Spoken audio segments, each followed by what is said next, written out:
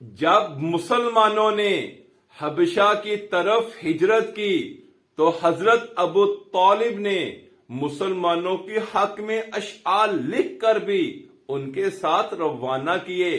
حبشہ کے بادشاہ نجاشی کو جب حضرت ابو طالب کے عرب دستور کے مطابق اشعار کا تحفہ ملا تو وہ بہت خوش ہوا، اور نجاشی بادشاہ نے حضرت ابو طالب کے بیٹے حضرت جعفر طیار ابن ابی طالب کی قیادت میں حبشہ کے پناہ لینے والے مسلمانوں کے احترام میں بے حد اضافہ کیا۔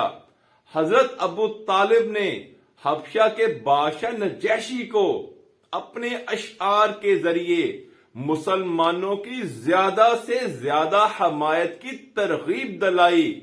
حضرت ابو طالب نے اپنے اشعار میں فرمایا: تعلم ملیک الحبشہ ان محمدن نبیًا کا موسیٰ والمسیح ابن مریم اتانا بہدی مثل ما اتایا بہ فاقلوا بامر اللہ یہدی و یعصم۔ اے حبشہ کے بادشاہ نجاشی، جان لے بتحقیق محمد صلی اللہ علیہ وآلہ وسلم نبی ہیں، جیسا کہ موسیٰ علیہ السلام اور عیسیٰ ابن مریم علیہ السلام نبی ہیں۔ وہ تمہارے پاس ہدایت لے کر آئے، پاس تمام انبیاء اللہ تعالی کے فرمان کے مطابق امتوں کی رہنمائی کر کے انہیں کثافتوں اور گناہوں سے بچا لیتے ہیں۔ بوقت وفات حضرت ابو طالب نے فرمایا: یا معاشر بنی ہاشم اطیعوا محمدًا وصدقوہ تفلحوا وترشدوا۔ اے بنو ہاشم، محمد صلی اللہ علیہ وآلہ وسلم کی اطاعت کرو، ان کی تصدیق کرو تاکہ تم کامیاب ہو سکو اور ہدایت پا سکو۔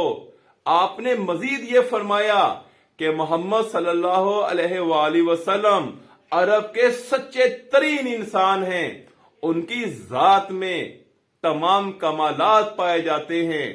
اللہ کے رسول صلی اللہ علیہ وآلہ وسلم سے محبت کرو اور ان کے حمایت کرنے والے گروہ میں سے ہو جاؤ۔ حضرت ابو طالب نے وصیت فرمائی: یا معاشر قریش کونوا لا ولاۃ ولحزبہ حماۃ واللہ لا یسألک احد منکم سبیلہ الا راشدا ولا یاخذ احد بہدایۃ الا ساعدہ ولو کان لنفسہ مدۃ ولا اجلی تأخر لکففت عنہ الحجائز ولدفعت عنہ الروائی ثم حلق۔ اے قبیلہ قریش، تم سب محمد صلی اللہ علیہ وآلہ وسلم کے محب اور حامی و ناصر بن جاؤ۔ واللہ، جو بھی محمد صلی اللہ علیہ وآلہ وسلم کے نقش مبارک پر چلے گا وہ ضرور ہدایت پائے گا۔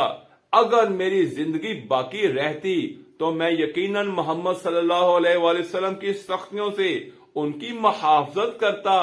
ان آخری الفاظ کے ساتھ حضرت ابو طالب نے وفات پائی۔